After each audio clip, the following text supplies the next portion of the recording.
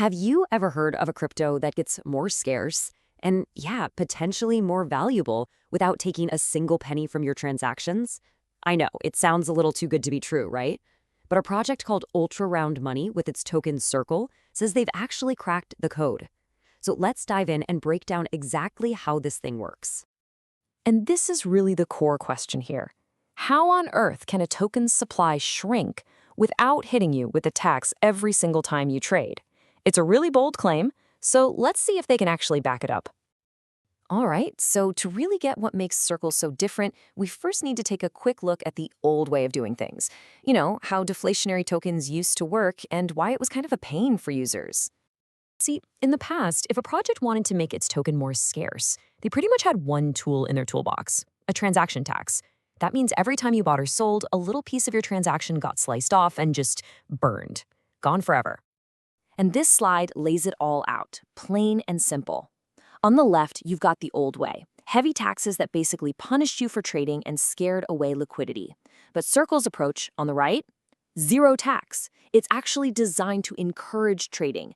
So how is that even possible?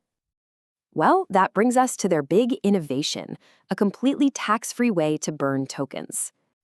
The secret sauce here is something they call the circular burn loop, or CBL for short.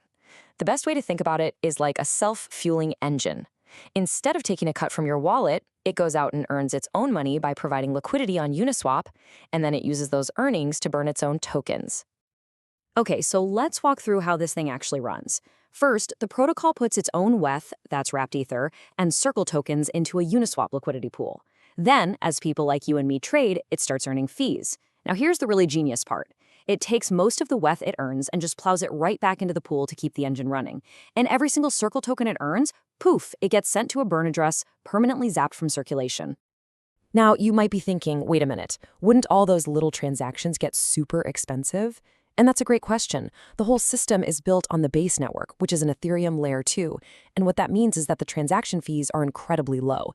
This is absolutely crucial because it makes sure the money coming in from trading fees is always way more than what it costs to actually run the burn process. But look, a self-fueling engine is only one part of the puzzle. You also need a really smart driver at the wheel, right? Well, that's where the Chaos engine comes into play. The Chaos engine is basically the brains of the whole operation.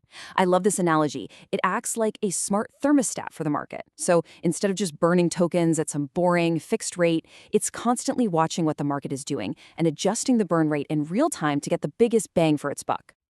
So how does it do that?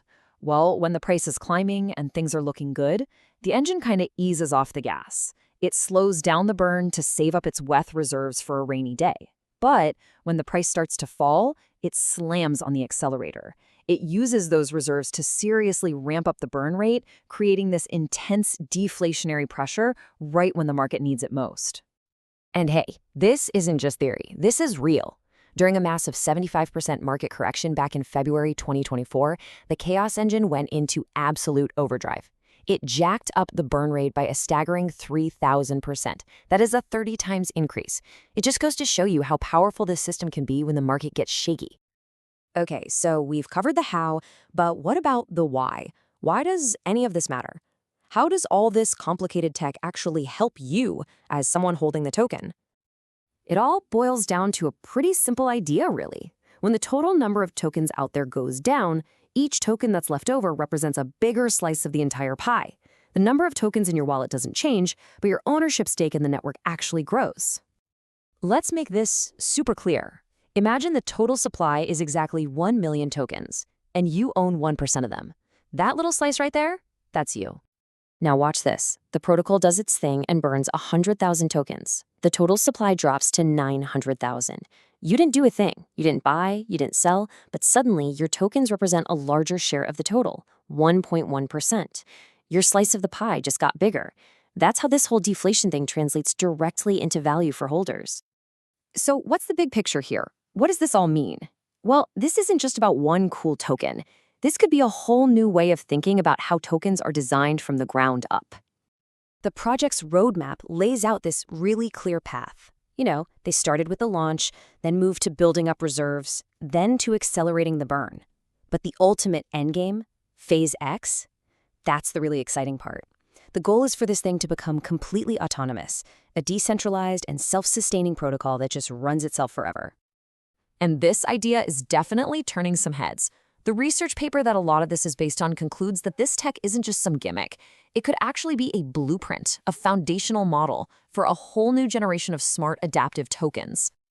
And that leaves us with a pretty fascinating question to chew on. Is this what the future of crypto looks like? Are we moving away from these simple, static tokens and into an era of intelligent, self-sustaining economic engines that can react and adapt to the market all on their own? It's a powerful thought, and you can bet we'll be watching to see how it all plays out.